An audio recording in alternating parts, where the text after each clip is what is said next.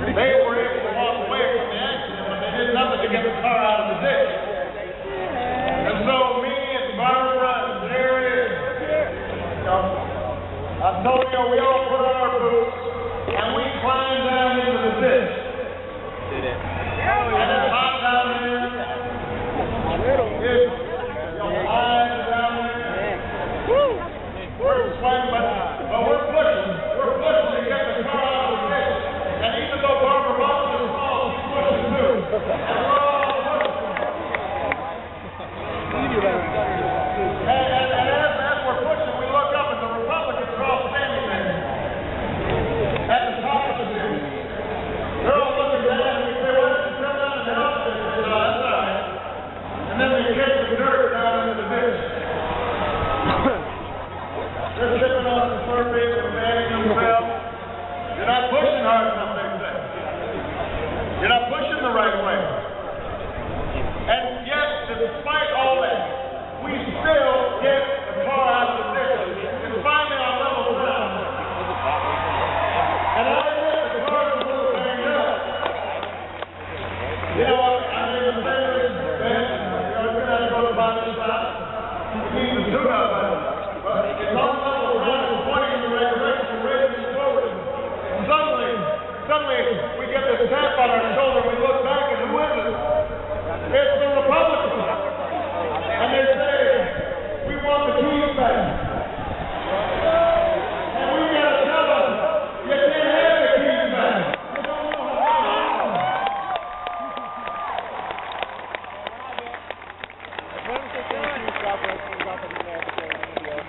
You can lie with us, but you got to be in the back of the seat, because we got to know.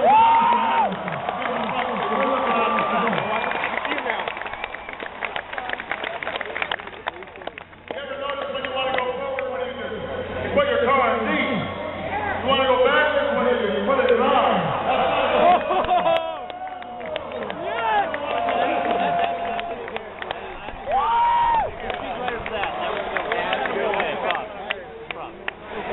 Long time. I've never heard that one before. I know. Yes, we can. Free market economy. Because of the steps that we take, we no longer face the possibility of a second depression. The economy is growing again. The private sector has seen job growth 9 months in a row. Oh, we still got a little way. We still got a lot of work to do. There are a lot of people out there still hurting. I know there are a lot of families still hanging on by a thread. That's what keeps me up at night. That's what keeps me fighting. That's why all of you are here, because you know we've got more work to do. But understand, we've got a different idea about what the future holds.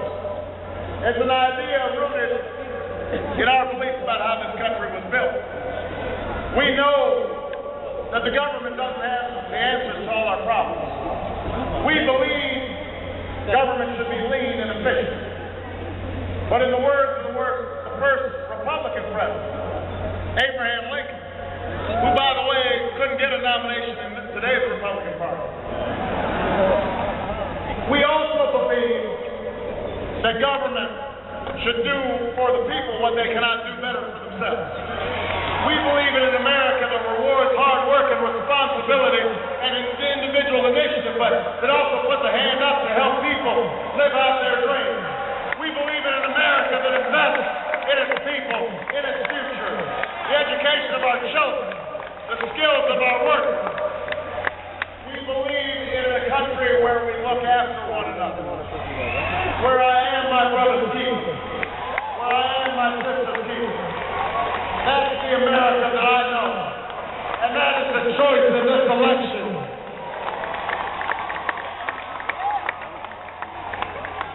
This election is a choice, and if we give them the keys, which will happen if you don't vote,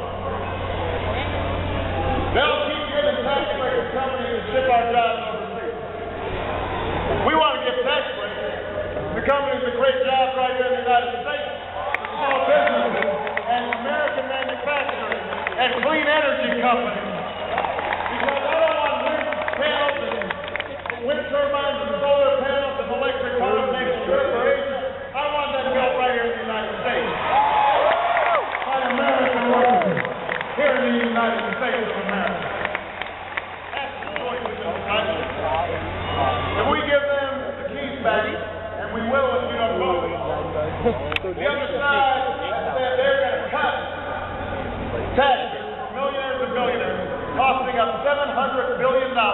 And to help pay for it, they're going to cut education spending by 20%.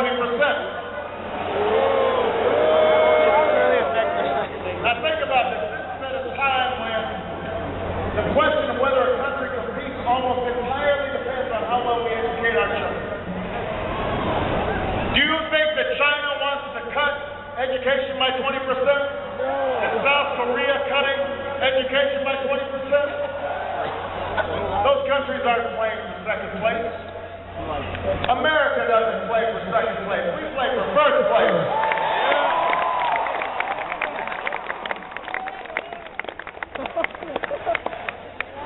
We play for first. And that's why, instead of giving unwarranted subsidies to the banks, we've taken tens of billions of dollars. And we're not putting them where they should go. To students like you, to make sure that you can afford a college education and a $10,000 America, so you can get the education you deserve. That's the choice of this election.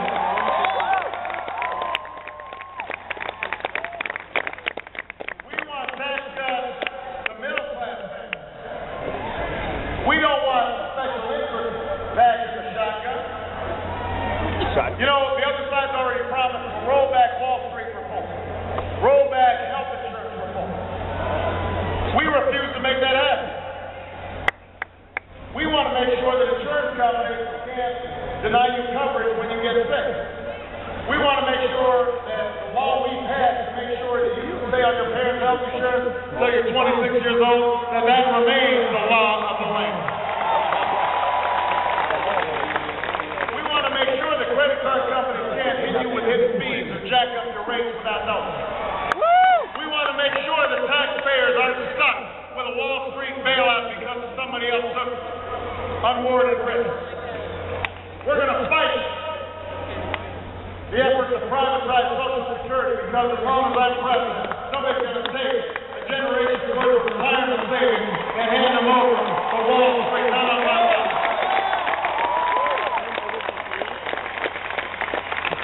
We are going to make sure we continue to invest in clean energy.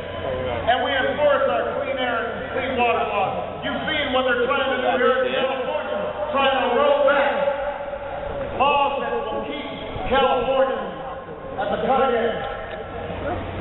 And now that we've got special interests spending millions of dollars out there to cut these clean air standards, clean energy standards. And they're doing the same thing all across the country. Millions of dollars in special interest money using phony front groups. You don't know their names. You know, they call themselves Americans for Prosperity or Mothers for Motherhood. I made that last one up. And you don't know who's behind it. You don't know if it's an insurance company, is it a bank?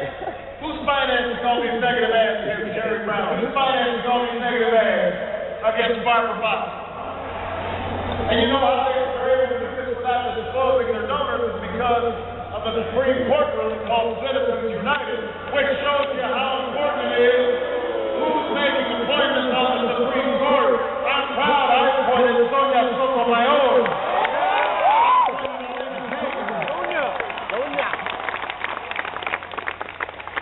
All this money pouring into these elections by these phony front groups, this isn't just a threat to Democrats.